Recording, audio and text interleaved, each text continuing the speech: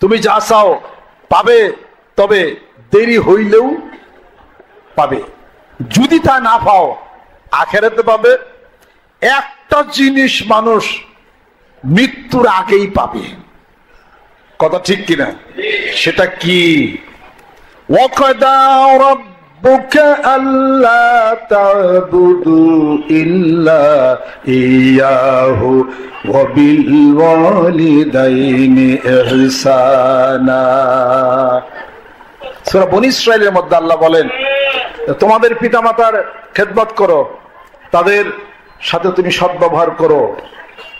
ইম্মা ইয়াবলুগান্না ইনদাকাল কিবার আহাদুহুমা আও কিলাহুমা ফালা তাকুল লাহুমা উফিন ওয়া লা তারহানুহুমা ওয়া কুল লাহুমা কাওলান কারীমা ওয়াখফিদ লাহুমা জানাহাজ যুল্লি মিনার রাহমা ওয়া কুর রাব্বিরহামহুমা কামা রাব্বায়ানি সগীরা।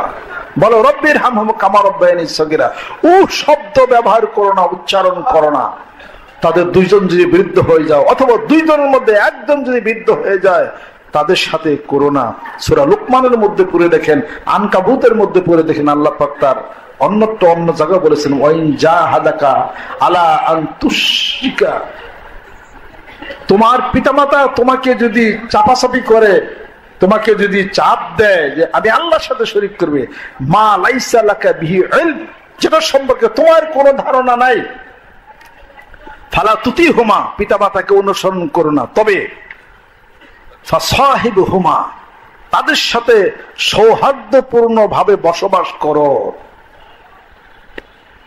এই দুনিয়াতে অসৎ ব্যবহার করো না, সৌহার্দ্যপূর্ণ ব্যবহার করো, তাদের দায় দায়িত্ব পালন করো।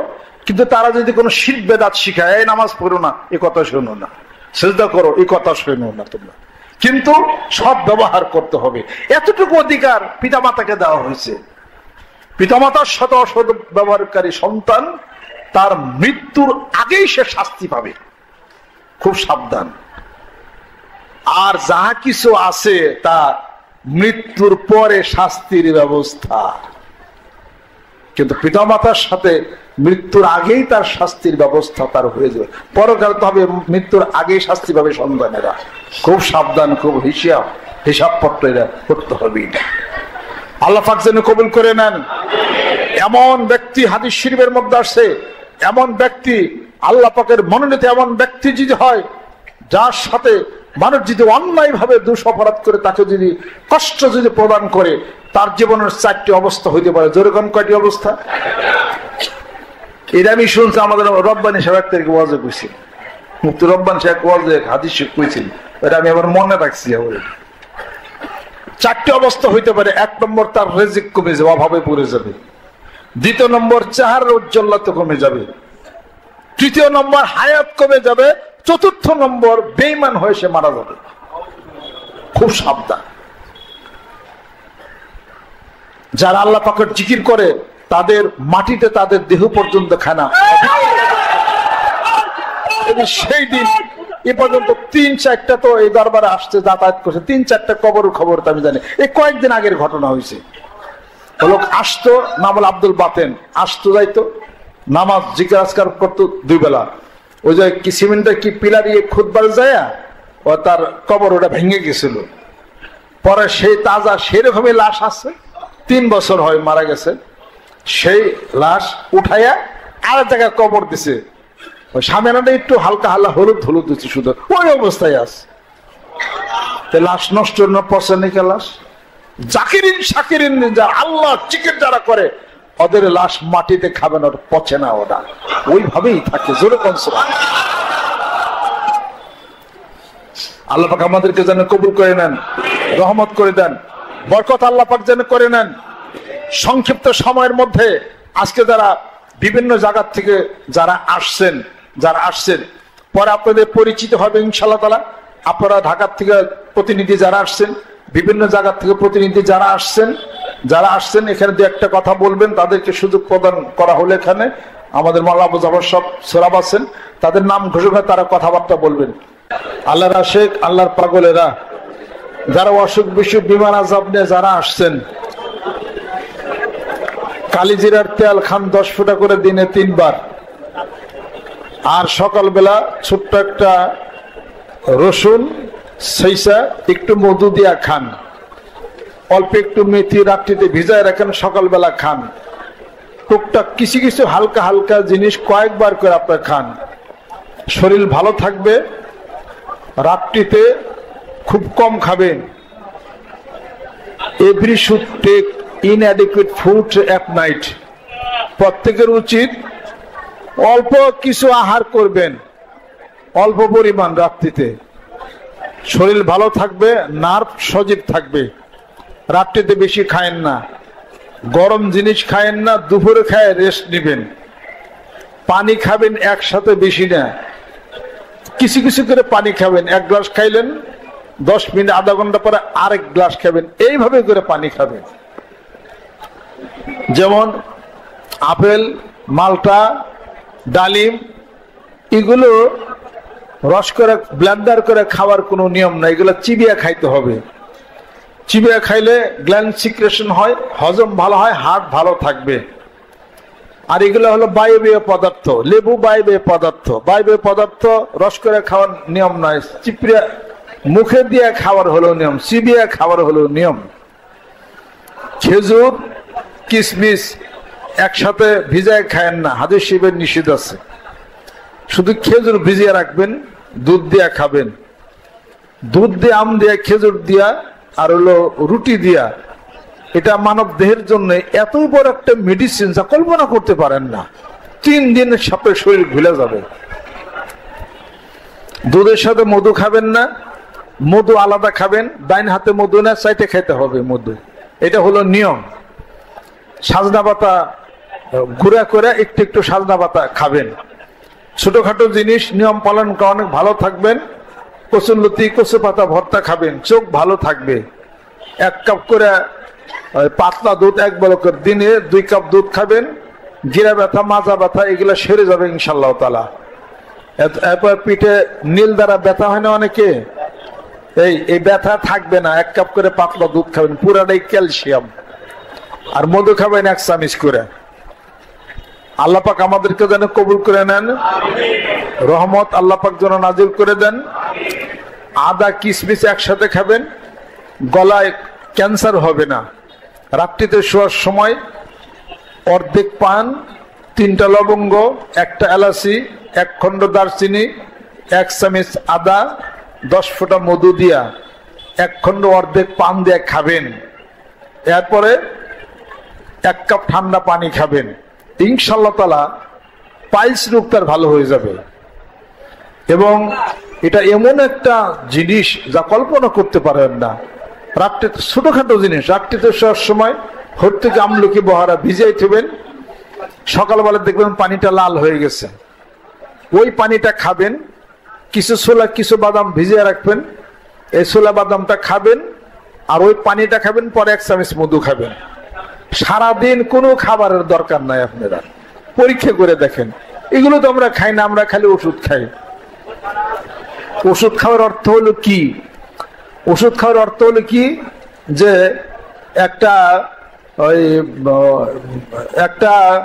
একটা জিনিসকে আপনি একটা খোঁটা দেয়া এমনি করে রাখলেন, নরবরা, এটা ও খোঁটা সরিয়ে দেন, ওটা পড়ে যাবে। ওটা ওষুধ খাওয়া যখন বাদ দিবেন, অসুখ আবার হবে। আর খাদ্যর দ্বারা যেটা আপনার দেহে আসবে, এটা আপনার ওষুধ না খাইলে আপনার চলবে। আমার নিয়ম পালন করতে পারি না, সাথে রাখতে পারি না, বিদায় ওষুধ ট্যাবলেটটা আমরা এটা হলো খাই। অ্যাবাস খান, এটোবা খান, রসুবা খান, রসুটিন খান, লিপিকন খান, লিপিডলন খান। এগুলো কিসের জন্য? এগুলো হলো টিজি বেড়ে যায়, ট্রাইগ্লিসারিড। তা আপনি রাত্রিতে ভাত খাইবেন না, সকালে ভাত খাবেন না, বাসে বেটে হাঁটবেন, এই ওষুধ আপনার খাওয়া লাগবে না। এই ওষুধ টোটালি আপনার খাওয়া লাগবে না। দৈনিক 1/2 কাপ পানি, 1/2 কাপ পানি, 1টা কাগজি লেবু, অন্য লেবু না, 1টা কাগজি লেবুর রস, 1/2 কাপ পানি, আর 1 চামচ আদার রস, 10 ফোঁটা মধু সকালবেলা যদি খান, আর 1/2 কাপ পানি খাওয়ার পরে, আর 1 দানা তেঁতুল গোলাইয়া খাবেন। তেঁতুলের দানাটা ফেলে দিবেন। জীবনও প্রেশার ওষুধ খাওয়া লাগবে না। 3 দিনের মধ্যে প্রেশার কন্ট্রোল হয়ে যাবে ইনশাআল্লাহ। প্রেশার ওষুধ খাইতে খাইতে মানুষের অন্য সমস্যা হয়। 3 দিনের মধ্যে সেরে যাবে। আমাদের ওই যে টাঙ্গাইল ঘাটালের ওই যে শহীদ ডাক্তারের কাছে যায়, কত প্রেশার ওষুধ কোনোভাবে কন্ট্রোল হয় না, আর এটা বলে দিছিলাম একবারে এখন টনটন, একবারে প্রেশার ওষুধ খাওয়াই লাগে না। এগুলো আপনারা কেন এগুলা স্বাস্থ্য রক্ষার জন্য কেন এগুলা পালন করেন না? খান নিয়ম পালন করেন, একটা মানুষ 2 থেকে 250 বছর বাঁচবে, এটার মধ্যে কোনো ভুলই নেই। হায়াতের মালিক আল্লাহ। ওমা তাদরি নাফসুম বিআইয়ি আরদিন তামুত, এটা তো আলাদা জিনিস। এটা তারপরে আশা করা যায় তো, ঠিক কিনা? আশা করতে পারি। কিছু কিছু খাবেন, বারে বারে খাবেন, দুপুরে খায় রেস্টিমেন্ট, গরম জিনিস খাবেন না, শক্ত জিনিস ভালো করে চাবিয়া খাবেন, রাত্রিতে কম খাবেন। এগুলো পালন করেন, ইনশাআল্লাহ তাআলা দেখবেন যে অনেক সুস্থ হয়ে গেছে। আল্লাহ পাক যেন কবুল করে নেন, রহমত বরকত আল্লাহ পাক যেন নাজিল করে দেন। মেথি যদি খান, কালিজিরা খান, এরপর আপনার লবঙ্গ যদি খান, মেয়েদের মেয়ে হয়, এরপরে ফেভারিট হয়, এরপর মেলিগেন টিউমার হয়, এগুলা টোটালি হবে না ইনশাআল্লাহ তাআলা। একটু আদা সাবিয়া খান, এটা হবে না ইনশাআল্লাহ তাআলা। আল্লাহ পাক যেন কবুল করে নেন। আর সকাল বিকাল জিকির করেন, জিকির করলে ভিতরে আসে না, নেগেটিভ পজিটিভ, এই যত হয় আপনার নাক দিয়া যত রোগ জীবাণু যায়, হ্যাঁ রোগ জীবাণু যায়, এই রোগ জীবাণু অ্যাটাক করে কোনে? নাকে, নাক দিয়া যায়। তো যখন জিকির করে নেগেটিভ পজিটিভ হয়, তখন আপনি বাতাসের মধ্যে এটার ভাইব্রেশন সৃষ্টি হয়, হইলে পরে যত জার্ম আছে সব মইরে যাইব। জোরে কোন সুবহানাল্লাহ। এজন্য জিকির করলে মানুষ সুস্থ হয়ে যায়। এই যে করোনা টরনা, এখানে নিয়ে আমি করোনার কালে আমি ডরাই নাই, ডরাই নাই কেলে? কোরআন শরীফ পড়ছি, জিকির করছি। করোনা আবার কারে কয়? কোরআন শরীফ পড়েন, জিকির করেন। আদা দিয়া, ওই চা দিয়ে আমি যেমনি বলছি, আদা লেবু মধু দিয়া খান। আর পেঁপে পাতার রস 1 চামচ, পেঁপে পাতার রস 1 চামচ পানি, একটা গোলমরিচ দিয়ে বাসি পেটে খাবেন। আর আদা চা খাবেন, ভিটামিন বি কমপ্লেক্স খাবেন। ডেঙ্গু হইলেও ইনশাল্লাহ চিন্তা নাই, ডেঙ্গু জ্বর হইলেও তাও চিন্তা নাই। আমি তো কই যে অ্যাডিস মশা 4-5টা আইনে আমার কামড় দিয়ে আমার ডেঙ্গু জ্বর হয় নাকি? আল্লাহ জিকির কোরআন শরীফ পড়েন, যা নিয়ম বলে দিচ্ছেন করেন। ডেঙ্গু ফেঙ্গু কি সেটি কিনা? কি কয় কিনা? করোনা ডেঙ্গু কারে কয় কিনা? সব মুসিবত হলো আল্লাহর পক্ষ থেকে আসে। জহরাল ফাসাদু ফিল বাররি ওয়াল বাহরি বিমা কাসাবাত আইদিন নাস। আপনি আল্লাহর জিকির করেন, কোরআন শরীফ তেলাওয়াত করেন, নিয়ম মাফিক চলেন, কি সমস্ত ঝামেলা কিনা। আল্লাহ পাক যেন কবুল করে নেন, রহমত করে দেন। কোরআন শরীফ পড়েন, জিকির করেন, সুস্থ হয়ে যাবেন ইনশাআল্লাহ তাআলা।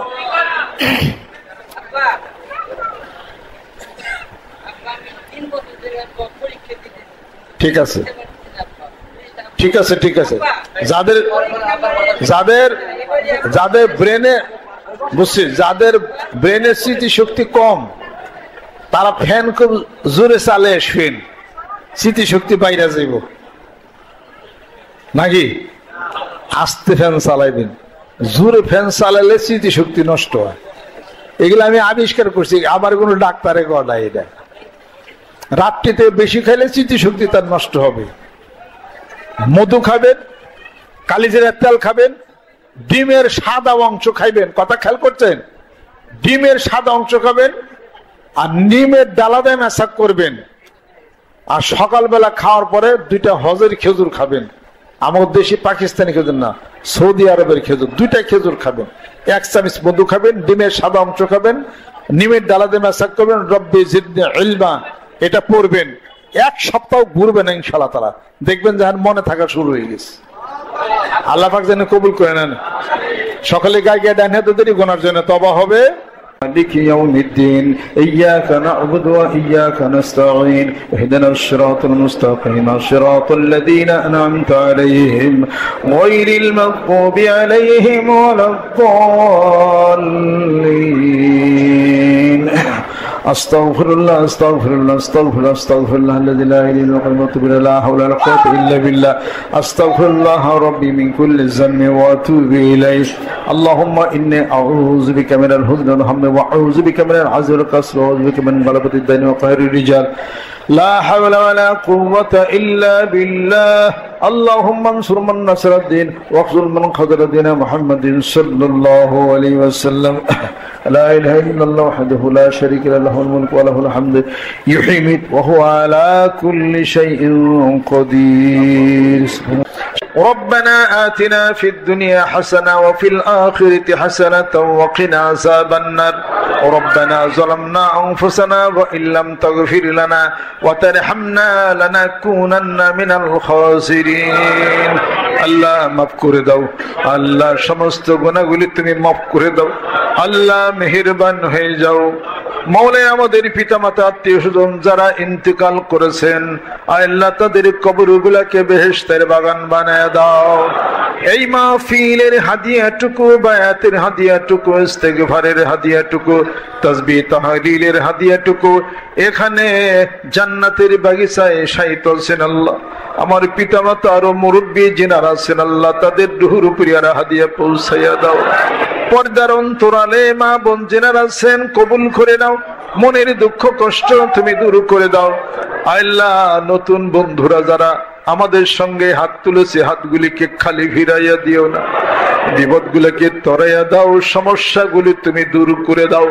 অসুখ বিসুখ বিমার আযাব থেকে আমাদেরকে তুমি মুক্তি দিয়া দাও কোরআন হাদিস শরীফের আলো কলবের মধ্যে আল্লাহ তুমি জ্বালায়া দাও মাথার উপরে বিশাল এই মাদ্রাসা কমপ্লেক্সকে তুমি কবুল করে নাও সম্মানিত আসাতিজ ইকরাম তুলামা যিনারা আছেন আল্লাহ কবুল করে নাও পাড়া প্রতিবেশী মুসলমান নরনারী আল্লাহ কবুল করে নাও আল্লাহ তোমার পাগলেরা যারা রাস্তায় এখনো পৌঁছায় নাই আল্লাহ তাদেরকে কবুল করে নাও আমাদের সঙ্গে যারা হাত তুলেছেন নতুন পুরাতন আল্লাহ কবুল করে নাও মেহেরবান হয়ে যাও দুনিয়ার মহব্বত কলব থেকে উঠে নাও মাওলারে তোমার মহব্বতের প্রেমের পাগল তুমি বানাইয়া দাও আল্লাহ তোমার বন্ধুর বন্ধু আবু বকরের মতো দানবীর বানাইয়া দাও ওসমান গনির মতো ধনী বানাইয়া দাও আল্লাহ অসুখ বিসুখ বিমার আযাব থেকে মুক্তি দিয়া দাও আমাদের সকালের হায়াত তুমি বেশি বেশি বাড়াইয়া দাও সম্মানজনকের রিজিক বেশি বেশি বাড়াইয়া দাও আল্লাহ সম্মানজনক মৃত্যু দাও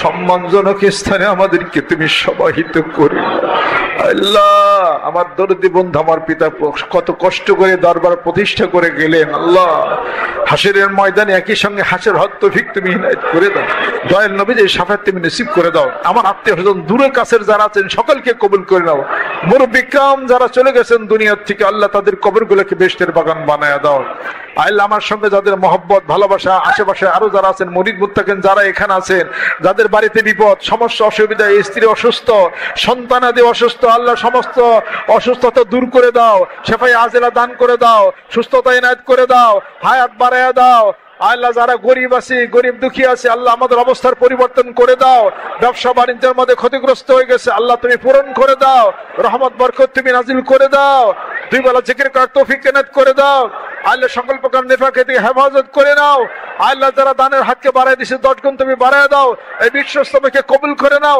মানিকগঞ্জবাসীদেরকে কবুল করে নাও এই এলাকার ঘরে ঘরে জিকির আল্লাহ তুমি পৌঁছিয়া দাও মা বোনদেরকে তুমি কবুল করে নাও উফবিদ আমরি ইলাল্লাহ ইন্নাল্লাহা বাসীরুম বিল ইবাদ আপনারা দোয়া করেন আমার একজন মুরব্বী আমাদের সকলের এখন মুরব্বী আছেন একজন আমার চাচা মা অসুস্থ আছেন আপনাদের নিকট দোয়া আছে আল্লাহ তাকে সুস্থ করে দাও আল্লাহ সুন্দর করে দাও ভালো করে দাও যারা খেদমত করতেছে আল্লাহ তাদেরকে তুমি কবুল করে নাও আল্লাহ আমাদের বংশে আরো মুরব্বী যারা জীবিত আছেন আল্লাহ তাদেরকে কবুল করে নাও আল্লাহ যারা ইন্তেকাল করেছেন আল্লাহ বিনা হিসেবে তুমি জান্নাতি বানাইয়া দাও এই মাহফিলকে তুমি কবুল করে নাও আল্লাহ যারা বৃদ্ধ অবস্থার মধ্যে এসে গেছি আল্লাহ আমাদের হায়াত আরো বেশি বাড়াইয়া দাও এত তাড়াতাড়ি দুনিয়া থেকে যাইতে চাই না আল্লাহ সুস্থতা ইনায়েত করে দাও তরিকতের খিদমত করার তৌফিক ইনায়েত করে দাও রহমত করে দাও বরকত করে দাও তাকাব্বাল মিন্না ইন্নাকা আনতাস সামিউল আলিম ওয়া তুব আলাইনা ইন্নাকা আনতাত তাওয়াবুর রহিম সুবহানা রাব্বিকা রাব্বিল ইজ্জাতি আম্মা ইয়াসিফুন বিহাক্কি কালিমাতি তাইয়্যিবা লা ইলাহা ইল্লাল্লাহু মুহাম্মাদুর রাসূলুল্লাহ